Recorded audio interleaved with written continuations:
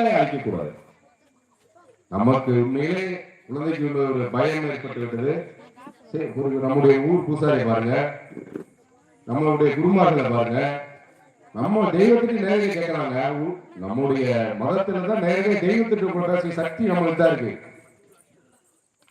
நம்ம அதை பயன்படுத்துறோமா?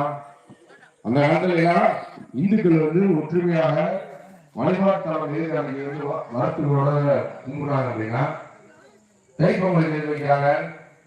அருமையா விவசாயம் நல்லபடியா வந்துருச்சு, நல்லபடியா இந்த ஆண்டு சிறப்பா இருந்துச்சு அப்படின்றதுக்காக தை திங்கள் அன்னைக்கு வீட்டுல பொங்கல் வச்சு நம்ம எல்லாரும் வழிபடுறோம்.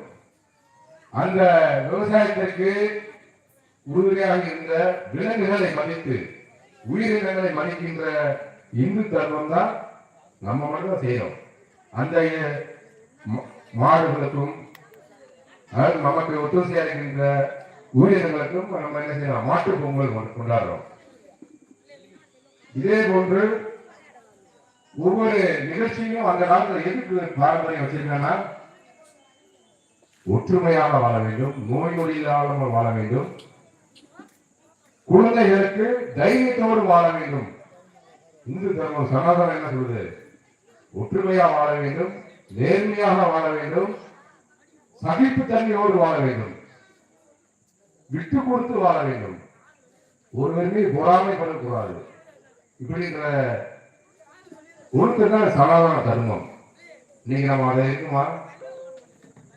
ஒருத்தனை எதிரி வீட்டுக்காரன் நல்லா வளரானா வேற கையில காசு காண்டி கூட ஒரு கருணாவை கூட கொண்டு போய் நேர கேரளா போற சூரிய வைக்கிறான். அதெல்லாம் இருக்கக்கூடாது. நம் இந்துக்கள் புனிதமானவர்கள்.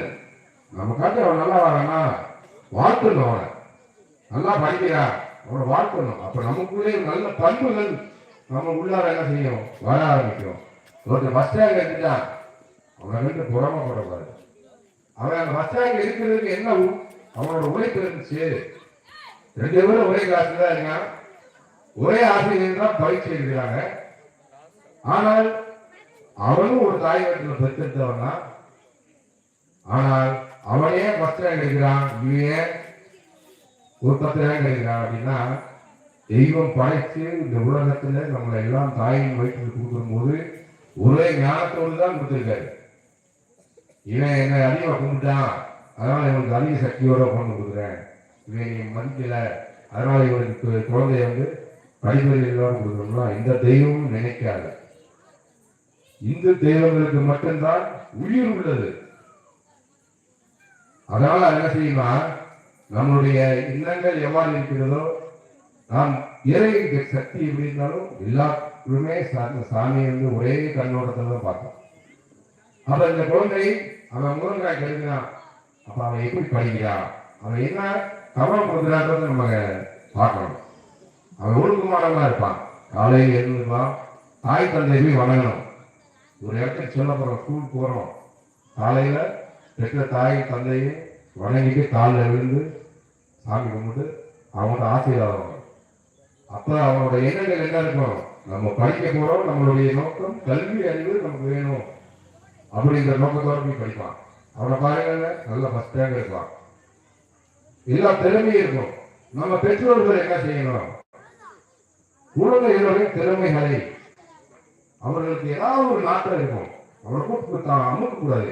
நான் சொல்றதுதான் செய்யணும், நான் சொல்றத பண்ணணும் அப்படின்னு குழந்தைகளை நிர்பந்தம் பண்ணும் பொழுதுதான் அவர்களுக்குள் விரக்தி அடைந்து அவர்கள் தவறான ஒரு செயலுக்கு செல்ல நேரிடும்.